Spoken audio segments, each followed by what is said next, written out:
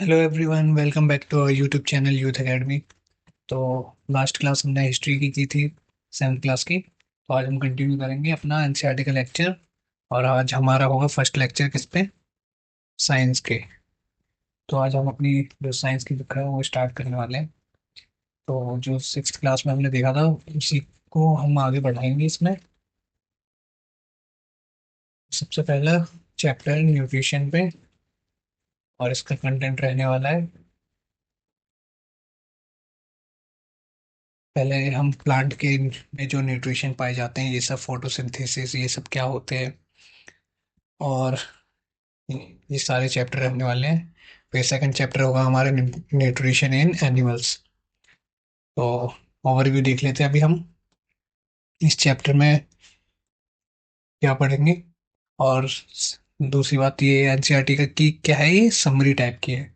इसमें हमने जो भी एनसीईआरटी के मेन मेन पॉइंट है उसको समराइज फॉर्म में या शॉर्ट फॉर्म में आपके लिए इसमें पूरा प्रोवाइड कराया है। तो इसके बाहर कुछ भी नहीं आने वाला है, और इसके बाद आपको कोई भी एनसीईआरटी की बुक पढ़ने की आवश्यकता नहीं है। तो इसमें देख लेते हैं हम। सबसे पहले क्या है, mode of nutrition in plant.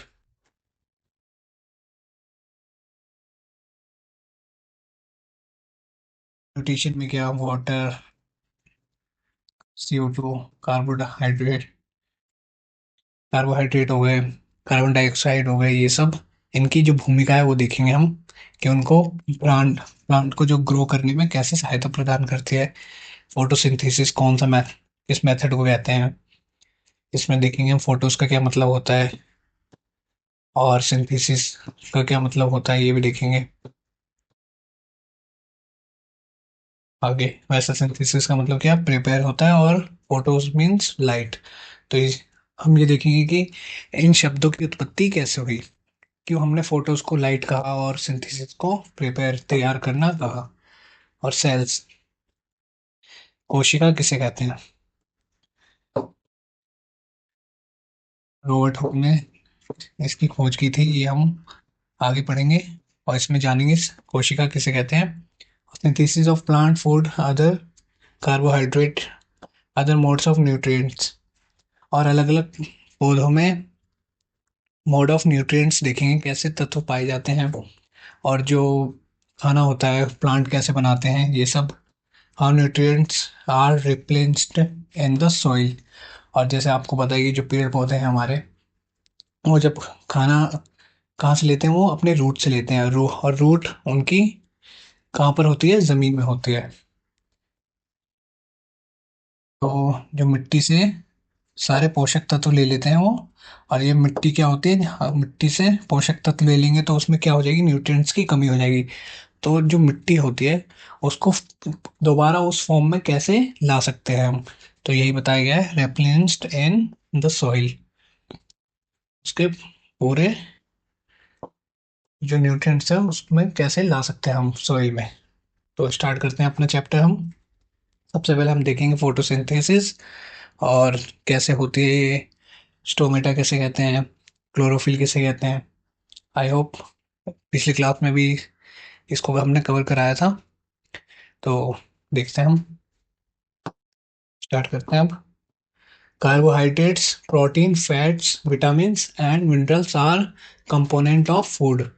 हम कोई भी खाना खाते हैं तो उसमें कुछ प्रकार की विटामिन्स होती है, प्रोटीन्स पाए जाते हैं, और कार्बोहाइड्रेट, ये सब क्या है, ये सब तत्व पाए जाते हैं। तो इन्हीं को ही हम क्या कहते हैं, कंपोनेंट ऑफ फूड। आपको कोई भी क्वेरी हो तो ऑनलाइन जो भी है वो आप कमेंट सेक्शन में लिख सकते हैं। बाकी आप लोग तो हो ही। अब देखते हैं। These components of food are called nutrients and are necessary for our body। और इन्हीं कंपोनेंट को क्या कहते हैं, न्यूट्रिएंट्स कहते हैं। जो भी कार्बोहाइड्रेट हो गए, प्रोटीन हो गए, फैट्स हो गए, विटामिन हो गए, इन्हीं को क्या कहते हैं, न्यूट्रिएंट्स। और ये हमारे जो शरीर है उसके लिए बहुत ही आवश्यक है, क्योंकि हमारे जो शरीर का विकास होता है, बॉडी का विकास होता है, चाहे वो हाइट हो गई, चाहे मसल बिल्डिंग, इन सब जो भी डेवलपमेंट होती है हमारे बॉडी में, उसके लिए क्या, न्यूट्रिएंट्स बहुत ही आवश्यक है, चाहे वो प्रोटीन के फॉर्म में हो, कार्बोहाइड्रेट के फॉर्म में हो। तो इन सब का संतुलन या फिर इन सब का बैलेंस होना बहुत ही जरूरी है किसी भी शरीर के विकास के लिए। वैसे ही प्लांट में भी अलग अलग प्रकार के कंपोनेंट पाए जाते हैं, ये देखेंगे हम। All living organisms require food.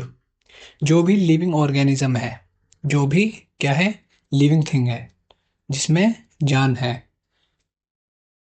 जिसमें जीवन है, चाहे वो ह्यूमन हो गया या एनिमल हो गए, एनिमल या फिर plant. All living organisms required food. जो भी लिविंग ऑर्गेनिज्म है उसको किसकी आवश्यकता होती है? फूड की। तो ये बताया गया यहाँ पे, खाने की सबको आवश्यकता होती है, क्योंकि फूड से हम क्या, हमें क्या मिलता है? एनर्जी मिलती है।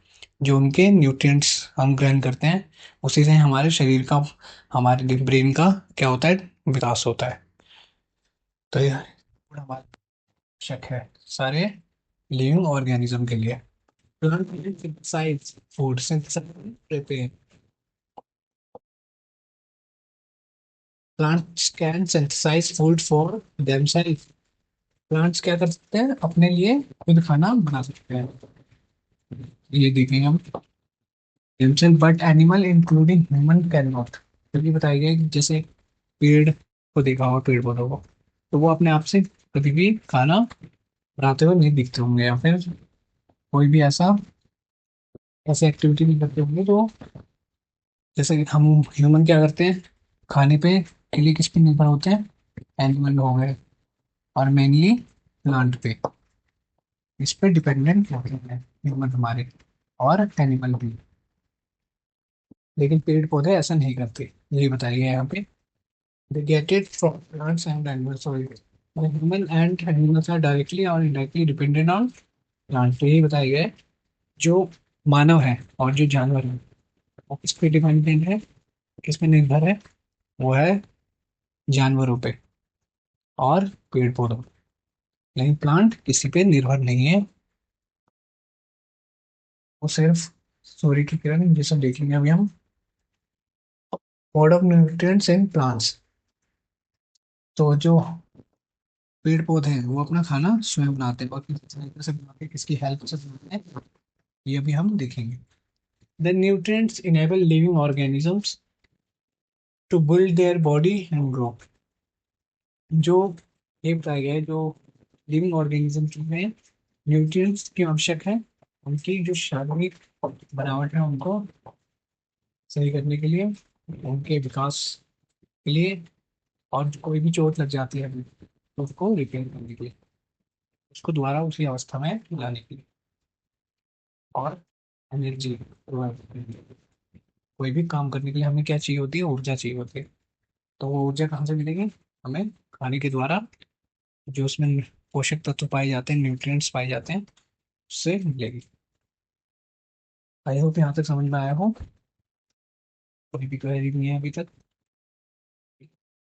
तो आगे देखते हैं हम। Mode of nutrients plants. The mode of nutrition in which organism make food themselves from simple substances called autotrophic.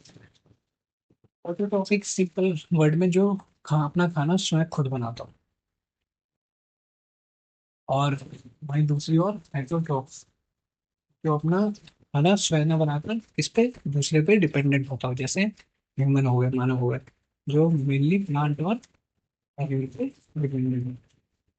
तो ये बताया गया है, most other organism taking food prepare by plants, they are called heterotrophs.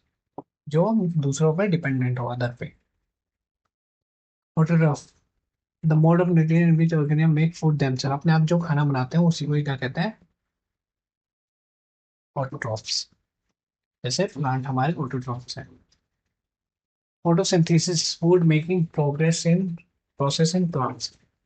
अब देखते हैं कि plant में, पेड़ पौधे में, वो अपना खाना स्वयं कैसे बनाते हैं।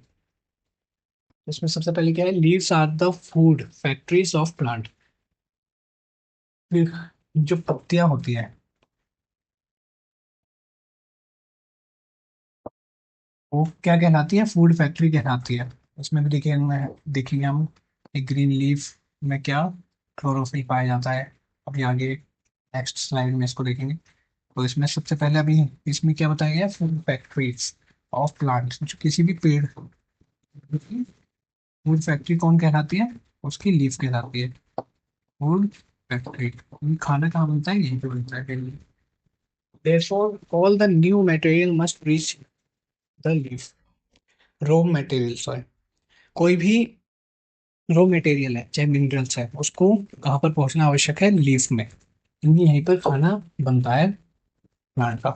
Water and minerals present in the soil absorb by the roots. जैसे कि ये हमारा पौधा है, इसकी जड़ें जमीन में गई, और जमीन से जो इनकी जड़ें हैं इसमें गई है जमीन में। जमीन में क्या है, सॉइल, सॉइल है, मिट्टी। मिट्टी से वो क्या प्राप्त करती है, इनकी जड़ें, वाटर, पानी और खनिज पदार्थ।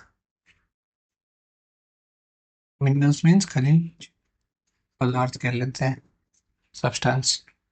ये प्राप्त करते हैं, जो हमारे पेड़ पौधों के लिए बहुत ही क्या होती है, बेनिफिशियल, आवश्यक होती है इनके ग्रो करने के लिए।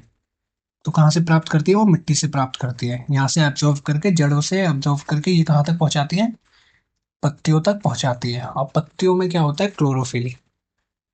तो ये देखेंगे हम ग्रीन पिगमेंट।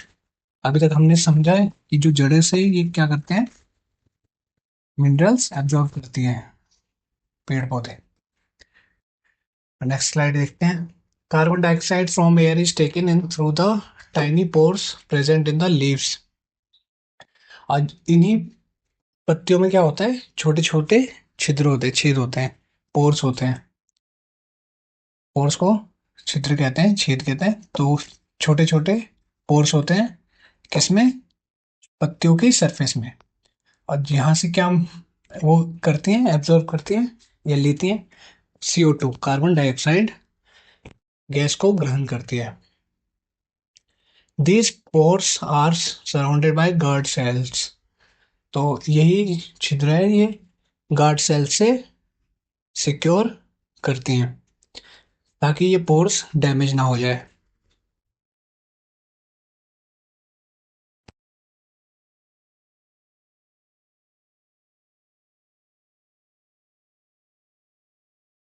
होते हैं इसमें, लीफ में छिद्र होते हैं, उसे क्या कहते हैं, स्टोमेटा। और स्टोमेटा से ही क्या वो ग्रहण करती है, CO2, कार्बन डाइऑक्साइड गैस। यही बताया गया है यहाँ पे। अब नेक्स्ट स्लाइड देखते हैं। Water and minerals are transport vessels which run like a pipe. तो इसमें कुछ नहीं, ये नॉर्मल ड्राइंग से हम बता देते हैं। जैसे ये पेड़ है, जमीन है, यहाँ से जड़ है। तो यहाँ से, यहाँ क्या है, मिट्टी है, सॉइल। यहाँ से क्या मिनरल्स और वाटर को एब्जॉर्ब किया जड़ ने। और यहाँ पर ये पाइप टाइप की होती है, वेसल, इसे वेसल कहते हैं। यहाँ से मिनरल्स और वाटर को ऊपर तक पहुंचाती है कौन, पेड़ पौधे पहुंचाते हैं, और पत्तियों तक उसको एब्जॉर्ब करके पूरी तरीके से पहुंचाते हैं, ताकि इनका क्या हो सके, विकास हो सके, ग्रो कर सके। तो ये बताया गया है, इसी को क्या कहते हैं, वेसल। एक डायरेक्ट पाइपलाइन टाइप की होती है, जो बिना रुके जो मिनरल्स हैं उसको पहुंचाने का काम करती है। अब नेक्स्ट देखते हैं, the leaves have green pigment. पत्तियों में क्या होता है, ग्रीन,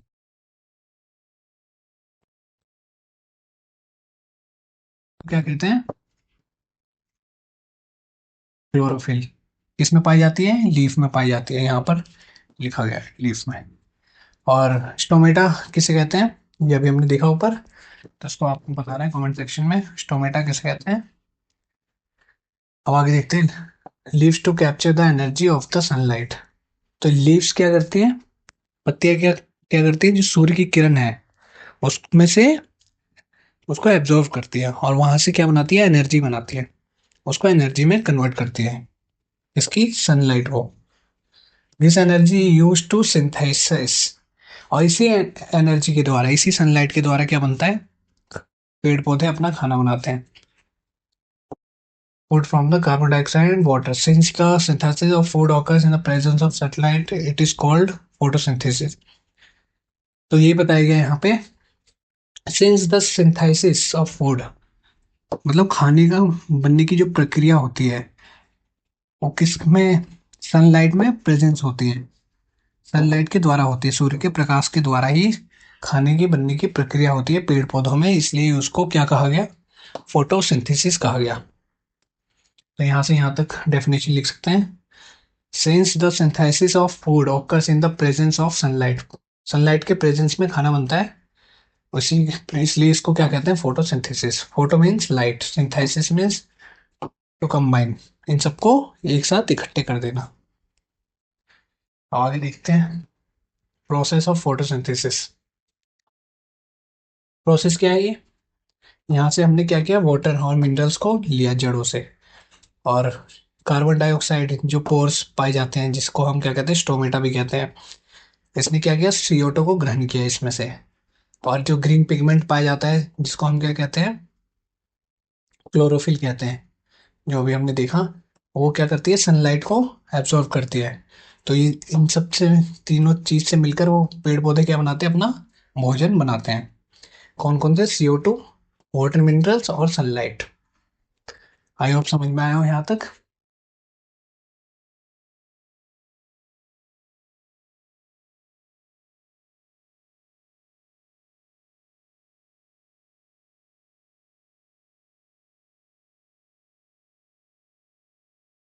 जो सूर्य से जो आने वाली किरण है उसको एनर्जी में कन्वर्ट करती है, कौन, पेड़ पौधे। और जो स्टोमेटा है, जो पोर्स है, छिद्र है, उसी को ही स्टोमेटा कहते हैं, जिसके जरिए CO2 को वो क्या करती है, ग्रहण करती है पत्तियों के द्वारा, और जड़ों के द्वारा वो मिनरल्स और वाटर को एब्जॉर्ब करती है और ऊपर तक पहुंचाती है। Chlorophyll, sunlight, carbon dioxide and water are the necessary to carry out the process of synthesis. तो आपको तो पता ही चल गया, वाटर एंड मिनरल्स, CO2 मतलब कार्बन डाइऑक्साइड, और सनलाइट, ये क्या है, क्लोरोफिल, सनलाइट और कार्बन डाइऑक्साइड एंड वाटर। सबसे इंपॉर्टेंट चीज है इसमें, फूड बनाने में, खाना बनाने में या फिर उनके भोजन में, प्रोसेस ऑफ फोटोसिंथेसिस के, फोटोसिंथेसिस के प्रोसेस में सबसे इंपॉर्टेंट चीज क्या है, ये है। तो ये सब नोट डाउन करने की आवश्यकता है, तो आप कर लीजिए। Energy is captured by the leaves and stored in the plant in the form of food. अब ये बताया गया, solar energy is captured, solar energy को क्या कौन कैप्चर करता है, पत्तियां कैप्चर करती हैं। क्यों, क्योंकि उनमें क्लोरोफिल पाया जाता है, स्टोर इन, और किस में स्टोर कर देते हैं, प्लांट में इकट्ठा कर देते हैं फॉर्म में। तो ये बताया गया है यहाँ पर कि beside leaves photosynthesis also takes place in the other green parts of the plant।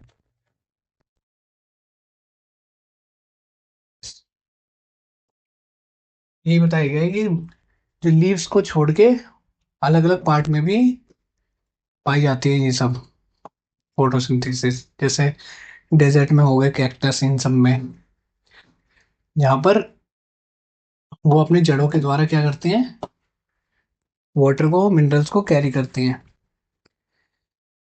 हाँ, तो आगे देखते हैं, during photosynthesis chlorophyll containing cells of leaves in the presence of sunlight use carbon dioxide water synthesis. तो यही बताया गया है यहाँ पे कि chlorophyll, light, carbon dioxide, water, इन सबको मिलने के बाद क्या बनता है, ग्लूकोज,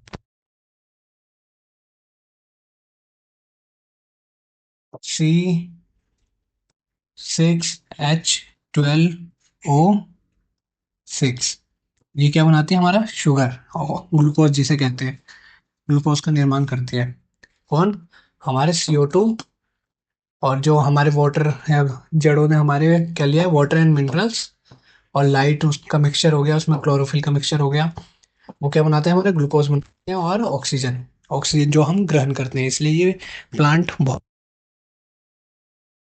है, इसका निर्माण करती है। नेक्स्ट देखते हैं हम, cell, the bodies of living organism are made of units. अपने एक घर को बनते हुए देखा होगा, तो एग्जाम्पल के तौर पे में क्या है, कोई भी इमारत एक बार में ऐसा रूप नहीं ले लेती, वो क्या करते हैं, छोटे छोटे ईंटों से दीवार बनती है। तो इसी से ही क्या होता है, ऐसे ही, तो ऐसे ही हमारा शरीर भी बना हुआ है, जैसे घर बना है ना छोटे छोटे ईंटों से, वैसे हमारे शरीर भी छोटे छोटे कोशिका से बना हुआ है। इसी को ही सेल कहते हैं। The bodies of living organism are made of tiny units, छोटी छोटी इकाइयों से मिलकर बना हुआ शरीर, उसी को क्या कहते हैं, सेल। टाइनी यूनिट को ही, यूनिट मीन्स इकाई, उसी को सेल कहते हैं। Cell can be seen on under by, इसको हम या फिर नॉर्मल आंखों से नहीं देख सकते, टेलीस्कोप की आवश्यकता होगी। ये बताइए, some organism made of only one cell, कोई कोई ऑर्गेनिज्म है एक सेल का बना होता है, जैसे अमीबा हो गया, और या फिर यहाँ सेल का एग्जांपल दिया हो गया है। ये क्या है, ये छोटा सा दिख रहा है, इसमें न्यूक्लियस है, इसको ब्रेन ऑफ द सेल भी कहते हैं, ब्रेन ऑफ द, जो कोशिका का दिमाग भी कहते हैं। साइटोप्लाज्म लिक्विड टाइप का होता है, सेल मेम्ब्रेन जो बाउंड्री दिख रही है आपको उसकी बाहर की, ये बाउंड्री, इसको ही क्या कहते हैं, सेल मेम्ब्रेन। बताया गया the cell is enclosed by thin outer called cell membrane, जो पतली सी बाउंड्री है इसी को क्या कहते हैं, सेल मेम्ब्रेन। आई होप समझ में आया है। अब आगे देखते हैं, most cell have be distinct centrally located spherical structure called nucleus, जो ये टाइप की चीज दिख रही है वो क्या है, न्यूक्लियस, केंद्रीय केंद्रक भी कहते हैं इसे, और ये क्या है, ब्रेन ऑफ द सेल भी कहलाता है। The nucleus is surrounded by jelly like a cytoplasm, और जो न्यूक्लियस है इसके आसपास क्या है, जेली टाइप की, लिक्विड टाइप की चीज है, इसको क्या कहते हैं, साइटोप्लाज्म। नेक्स्ट देखते हैं हम, the leaves other than green also have chlorophyll, the large amount of red brown and other pigment master. तो इसमें ये बताया गया कि पत्तियां सिर्फ हरी नहीं होती, और भी कलर की हो सकती है, येलो, सबकी, तो उनके जो पिगमेंट होते हैं वो क्या होते हैं, वो different. Photosynthesis takes place leaves also, ये हमारी, अगर वो हरी हो तभी फोटोसिंथेसिस कर सकती है, अगर वो ब्राउन कलर की भी है या फिर येलो कलर की भी है तब भी फोटोसिंथेसिस की प्रक्रिया उसमें होगी, क्योंकि पोर्स उसमें भी पाए जाएंगे, जो स्टोमेटा है उसमें पाया जाएगा। स्टोमेटा के साथ क्या, जो पिगमेंट है, जो क्लोरोफिल है, वो मेन तत्व होता है किसी भी सूर्य के प्रकाश को ऊर्जा में, एनर्जी में बदलने के लिए। तो आई होप समझ में आया होगा यहाँ तक कि इससे फर्क नहीं पड़ता कि वो पेड़ पौधों का कलर कौन सा है, उनकी पत्तियों का कलर कौन सा है, फोटोसिंथेसिस की जो प्रोसेस होगा, प्रक्रिया होगी, सब में ही देखी जाएगी, कुछ प्लांटों को छोड़ के, वो अभी हम देखेंगे एक्सेप्शन में। Slimy green patches and ponds, अब देखते हैं algae, they contain chlorophyll which gives the colour and also prepare the food.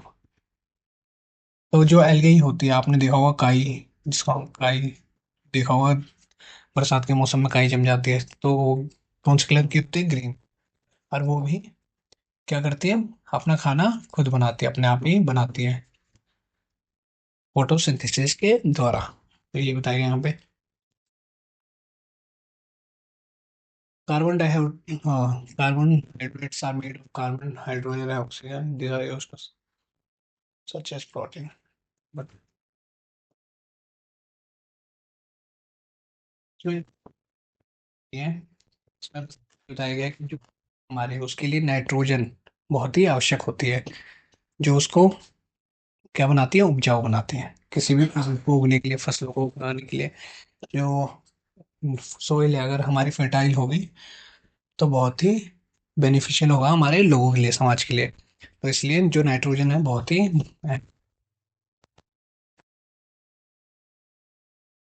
I've seen farmer adding fertilizer आपने किसानों को देखा होगा फर्टिलाइजर को ऐड करते हुए जोड़ते। किसकी मात्रा ज्यादा होती है? नाइट्रोजन की मात्रा ज्यादा होती है। तो जो हमारे मिट्टी के लिए बहुत ही उपजाऊ के लिए, उपजाऊपन के लिए बहुत ही आवश्यक होती है। तो इसलिए वो फर्टिलाइजर का यूज करते हैं ताकि फसल हो वो अच्छी हो, का निर्माण सके। तो यही बताया गया है। There are some plants which do not have chlorophyll, they cannot synthesize food. तो जो सिंथेसाइज मीन्स खाना बनाने के लिए सबसे, प्लांटों के लिए सबसे आवश्यक क्या है? क्लोरोफिल। क्योंकि क्लोरोफिल के द्वारा ही वो सूर्य की एनर्जी को क्या करेगा? कन्वर्ट करेगा किसमें? एंड अपना खाना बनाने के लिए क्लोरोफिल पाया जाता है पत्तों में। तो उसको सूर्य की किरण को एनर्जी में कन्वर्ट।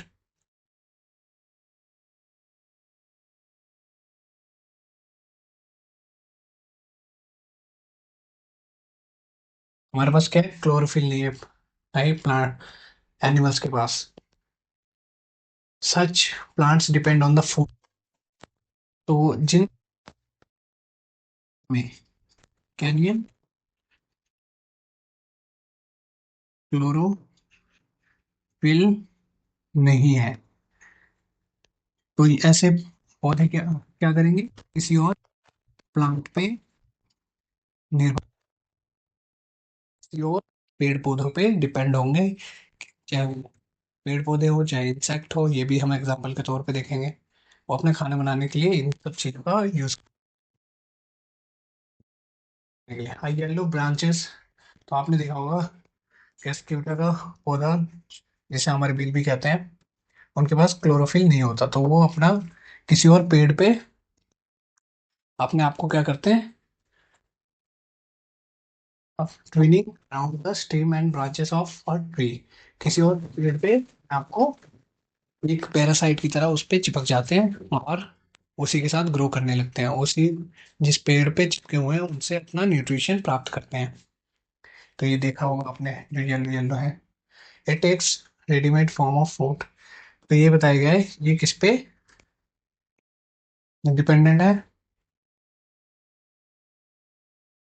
तो ये है दूसरे वाले पेड़ पे, जिसमें क्या है? ये पैरासाइट की तरह क्या करते हैं? एक्ट करते हैं, और जो जिस पे डिपेंडेंट है, जैसे ये एक पेड़ है और इसके ऊपर ही अमरबेल टाइप का दूसरा पेड़, हमने क्या करा? ये इसको यूज करने लगा एज अ फूड। क्योंकि इसके पास क्लोरोफिल नहीं है, तो इसको यूज करेगा न्यूट्रिशन प्राप्त करने के लिए, तो इसके ऊपर चढ़ जाता है और ये होस्ट की तरह एक्ट करेगा, फिर इसको यूज में लाएगा। और ये क्या कहलाएगा? ये पैरासाइट की तरह यूज होगा, यही बताया गया है यहाँ पे। ये पैरासाइट की तरह एक्ट करेगा। और होस्ट कौन कहलाएगा? जिस पेड़ से वो न्यूट्रिशन प्राप्त कर रहा है, जो पोषक तत्व है वो प्राप्त कर रहा है, अमरबेल, उसी को ही होस्ट कहेंगे। और अमरबेल क्या कहलाएगा? पैरासाइट। कैसे क्यूटा को ही अमरबेल कहते हैं। Other modes of nutrition they are five which are trap in. तो इसमें ये तो हमने देख लिया अमरबेल का। और भी अलग अलग प्रकार के पौधे होते हैं जो में क्लोरोफिल नहीं पाया जाता, इसमें भी नहीं पाया जाता। तो ये क्या है? इसमें मटकी की तरह क्या होता है? ये इनका मुंह खुला होता है और यहाँ पे कोई भी इंसेक्ट आता है, कीड़े मकोड़े आते हैं, तो जैसे ही वो घुसते हैं इसमें और वो अपने आप को क्या कर देते हैं? इसको कवर कर देते हैं, ढक लेते हैं। और इसी से ही वो पोषक तत्व उसी कीड़े मकोड़े से पोषक तत्व प्राप्त करते हैं। तो इसी को कहते हैं इंसेक्टिवोरस, क्योंकि वो कीड़े मकोड़े इंसेक्ट पे डिपेंड है, इसलिए। तो ये बताइए यहाँ पे सेप्रोट्रोप्स, कॉटन लाइक अ थ्रेड। आपने देखा होगा कि जैसे ब्रेड में कभी कभी फंगी टाइप की लग जाती है,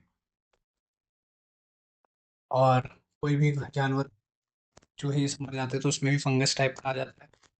तो उस पर भी क्या करते हैं? उसमें भी न्यूट्रिशन पाया जाता है। तो जो फंगी लगती है वो भी एक प्रकार का प्लांट का एग्जाम्पल है, उसको क्या कहते हैं? सेप्रोट्रॉफिक। जो मरे हुए जीव जंतु से अपना भोजन प्राप्त करते हैं, उसी को सेप्टोट्रॉफिक या सेप्टोट्रॉफ्स कहते हैं। Fungi also grow on pickles. Fungi कहाँ आपने अचार में भी देखा होगा कि वाइट वाइट सा वो जो लग जाता है, उसी को ही क्या कहते हैं, सेप्टोट्रॉफ्स या फिर फंगी कहते हैं। और सेप्टोट्रॉफ्स किसे कहते हैं, कोई भी डेड चीज से या जो खत्म हो रही चीज से उससे अपनी जो एनर्जी है, फूड है, उसको प्राप्त करते हैं, तो उसी को कहेंगे सेप्टोट्रॉफ्स। और सेप्टोट्रॉफ्स के अंडर में फंगी आ जाता है, क्योंकि फंगी भी ऐसे ही मरे हुए चीज पे लगती है, चाहे वो चूहे हो गए, जानवर हो गए, या ब्रेड देखा होगा आपने। तो fungi is the example of saprotrophs. तो ये बताइए यहाँ पे, सिम्बाइसिस। सिम्बाइसिस मीन्स जैसे एल्गी हो गए।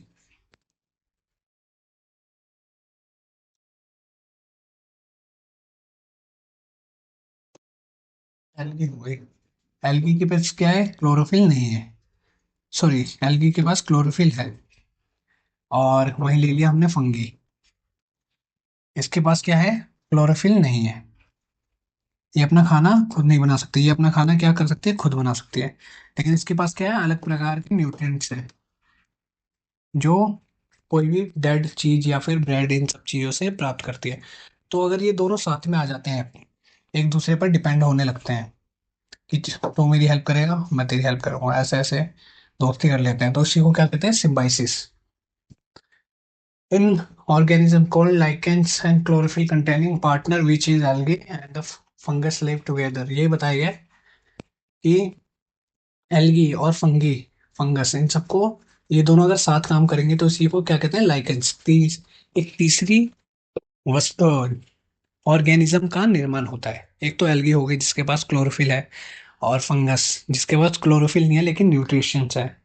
तो अगर ये दोनों साथ में आ जाते हैं तो एक तीसरे ऑर्गेनिज्म, जंतु का निर्माण करते हैं, उसे कहते हैं लाइकेंस। आई होप समझ में आया हो।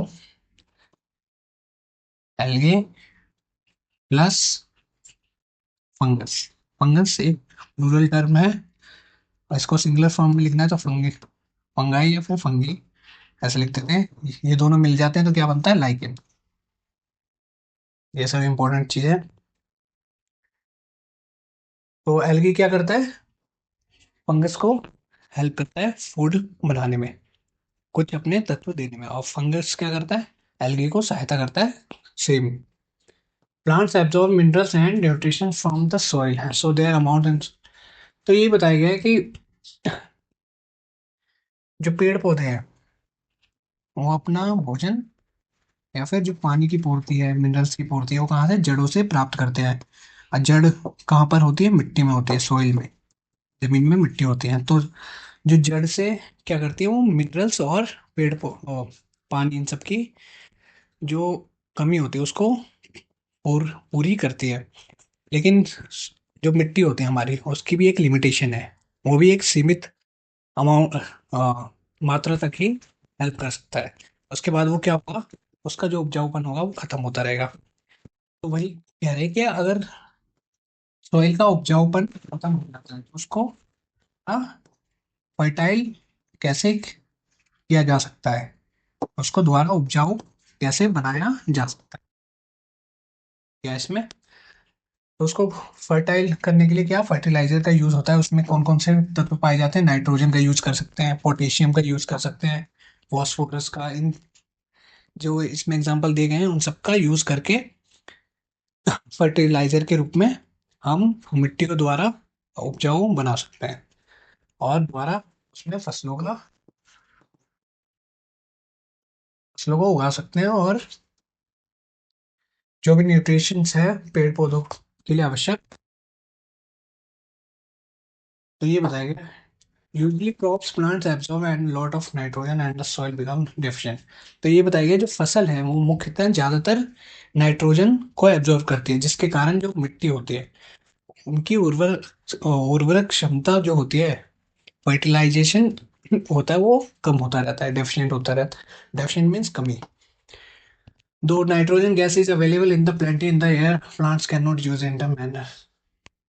तो ये बताएगा कि जो हमारे वातावरण है उसमें भी लगभग 78% नाइट्रोजन पाया जाता है, लेकिन जो प्लांट है वो डायरेक्टली हम, वो जैसे CO2 को कंज्यूम करते हैं ना लीफ से, वो वैसे कंज्यूम नहीं कर सकते नाइट्रोजन को।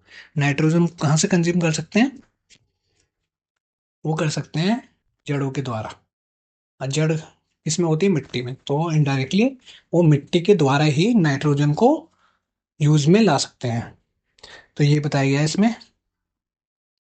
तो इनडायरेक्टली जो मिट्टी की क्षमता है, उर्वरक क्षमता है, वही कम हो रही है। हाउ न्यूट्रिएंट्स आर डिप्लीटेड, तो ये बताया गया है। Phytochemist lives in the roots and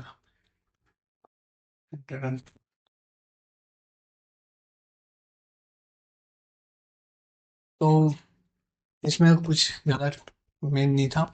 बस ये बताया गया कि जो पोटेशियम है, फॉस्फोरस है, नाइट्रोजन है, इन सबको हम अगर नाइट फर्टिलाइजर के रूप में मिट्टी में डालें, जहाँ पर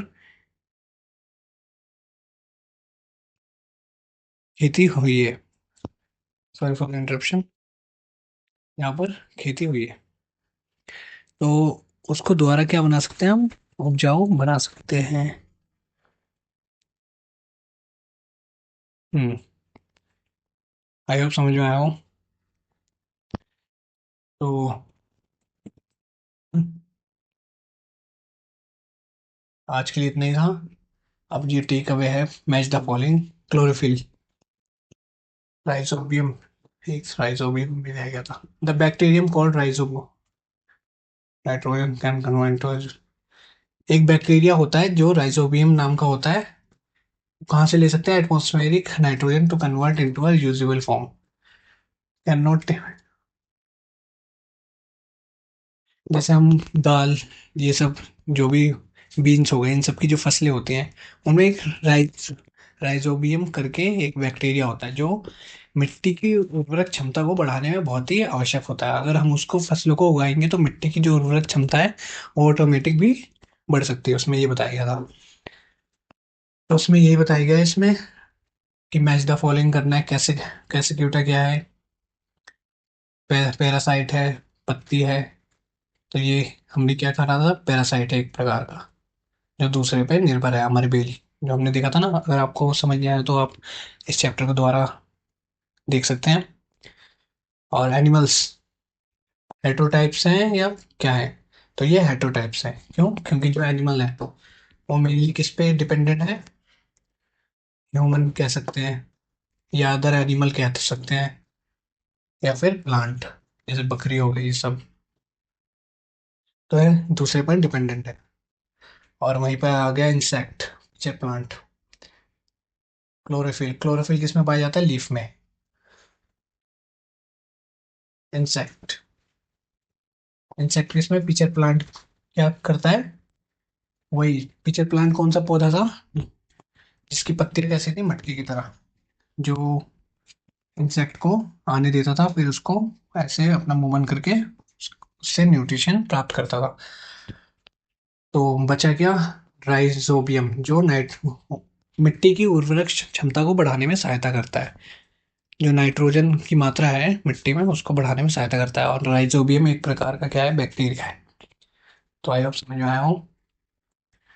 तो आज के लिए इतना ही, मिलते हैं नेक्स्ट क्लास में। कोई भी क्वेरी हो तो you can raise in comment section. Thank you.